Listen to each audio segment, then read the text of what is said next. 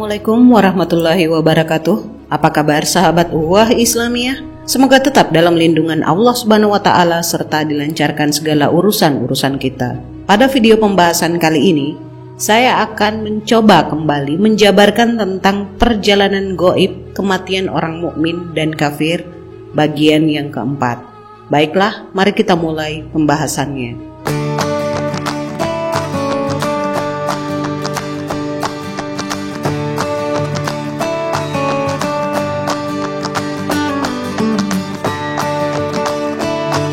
Setelah melalui proses perhitungan amal baik dan buruk melalui timbangan yang seadil-adilnya, maka orang-orang kafir akan mengikuti sesembahan atau tuhan-tuhan mereka.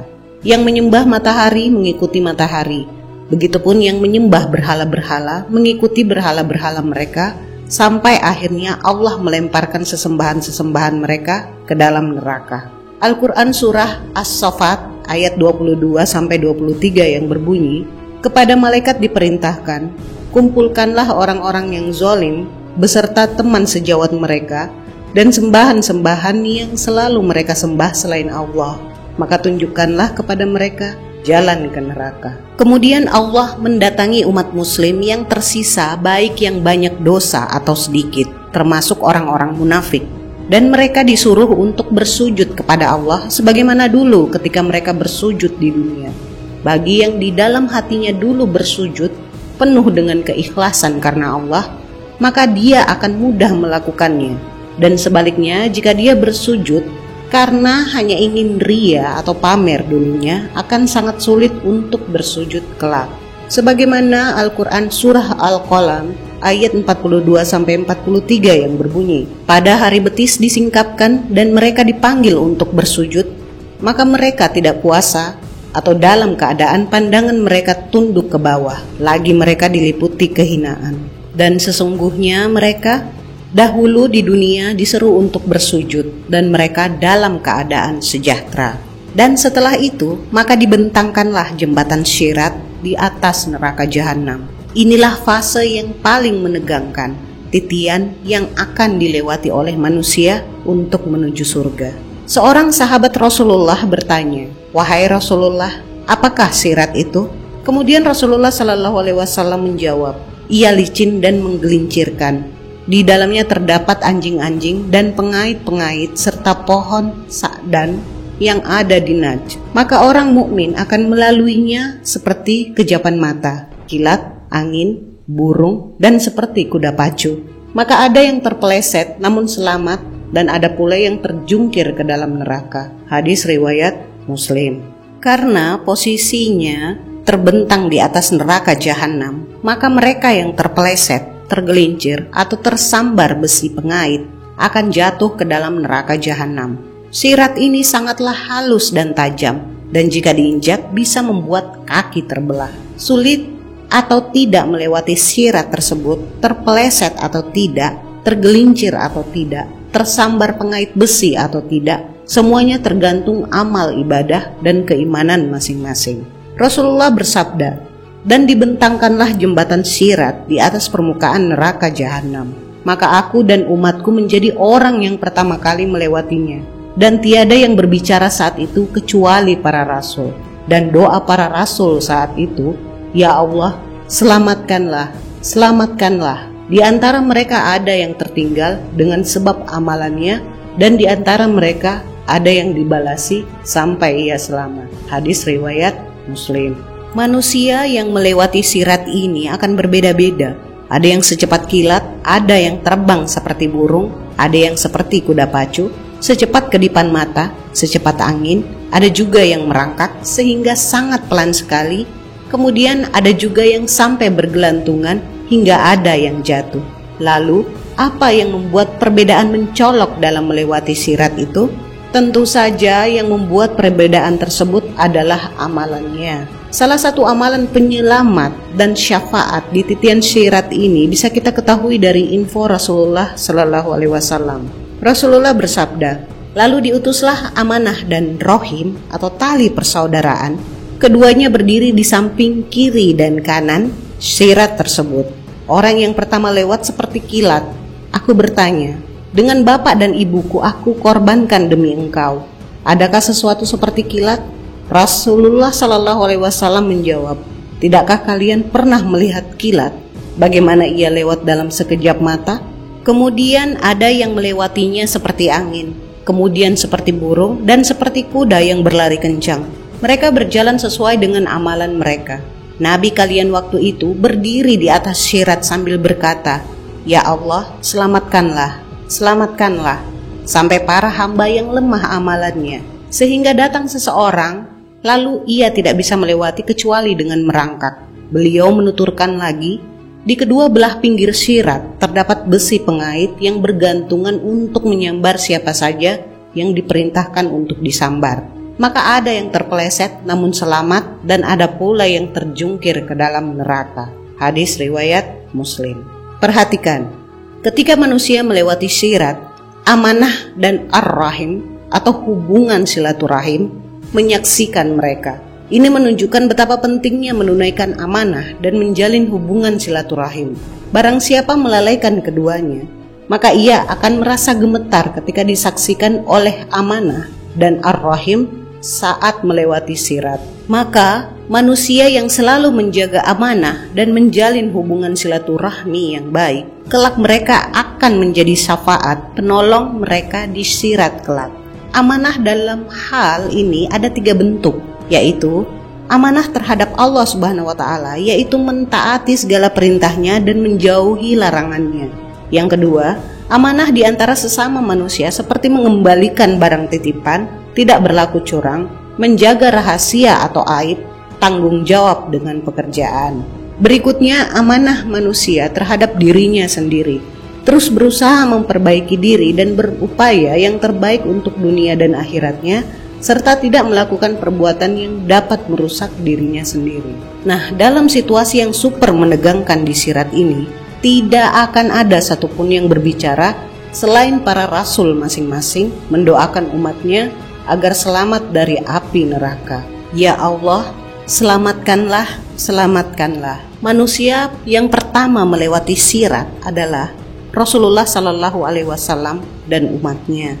Selain situasi yang sangat menegangkan, akan ditambah dengan kegelapan yang makin mencekam. Kondisinya sangat gelap, tidak ada cahaya. Maka Allah Subhanahu wa Ta'ala memberikan cahaya sesuai tingkat amalannya masing-masing, sebagaimana firman Allah dalam Al-Quran surah Al-Hadid ayat 12 yang berbunyi, yaitu pada hari ketika kamu melihat orang mukmin laki-laki dan perempuan, sedang cahaya mereka bersinar di hadapan dan di sebelah kanan mereka. Nah, menurut periwayatan tentang cahaya tersebut, ada cahaya yang sangat terang meneranginya, ada yang setinggi tubuhnya, ada yang redup, bahkan ada yang cuma sebesar jempol kakinya, sesekali menyala, sesekali padam. Nah, ini mungkin periwayatannya bisa di-browsing sendiri untuk lebih lengkapnya. Nah, sedangkan orang-orang munafik, cahayanya akan dipadamkan oleh Allah sehingga mereka berada dalam situasi gelap gulita, dan mereka dipindahkan oleh golongan mukmin oleh sebuah dinding, karena pada hakikatnya mereka tidak pernah bersama dengan orang-orang mukmin. Lantas, bagaimana dengan syafaat yang lain? Amalan-amalan soleh akan memberikan syafaat, tentu harus melalui izin Allah Subhanahu wa Ta'ala. Al-Quran surah Az-Zumar ayat 44. Katakanlah, hanya kepunyaan Allah syafaat itu semuanya. Kepunyaannya kerajaan langit dan bumi. Kemudian kepadanya lah kamu dikembalikan.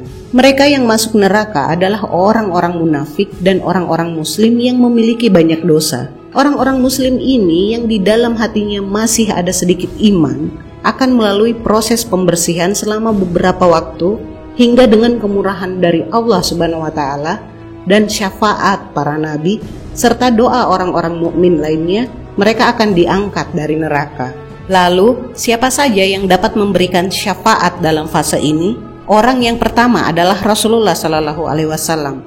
Syafaat Rasulullah ini berbeda dengan syafaat kubra saat menunggu pengadilan di padang mahsyar. Syafaat Rasulullah saat itu adalah meninggikan derajat orang-orang yang telah masuk surga, memberikan syafaat untuk orang yang akan masuk surga agar segera masuk surga, syafaat bagi yang divonis masuk neraka agar tidak masuk neraka, dan syafaat orang yang telah masuk neraka agar diangkat dari neraka dan dimasukkan ke surga.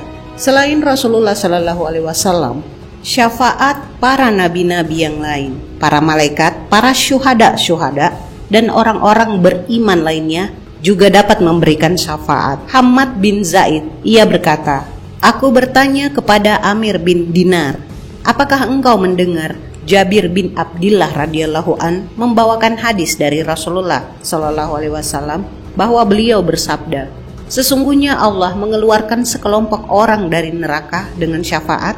Amir bin Dinar menjawab, "Ya." Hadis riwayat Imam Bukhari dan Muslim. Rasulullah bersabda, "Maka mereka datang kepadaku. Aku pun meminta izin kepada Robku. Ketika aku melihat Robku, maka aku menjatuhkan diri bersujud kepadanya. Allah membiarkan aku sesuai dengan apa yang dikehendakinya. Kemudian dikatakan kepadaku oleh Allah, angkat kepalamu, mintalah, niscaya engkau akan diberi. Katakanlah, niscaya perkataanmu akan didengar. Berilah syafaat, sesungguhnya engkau diberi wewenang memberi syafaat." Maka aku mengangkat kepalaku, lalu aku memuji-muji Robku dengan pujian yang Dia ajarkan kepadaku. Kemudian aku memberi syafaat, namun Allah memberi batasan kepadaku dengan suatu batasan. Lalu aku mengeluarkan mereka dari neraka dan memasukkannya ke dalam surga.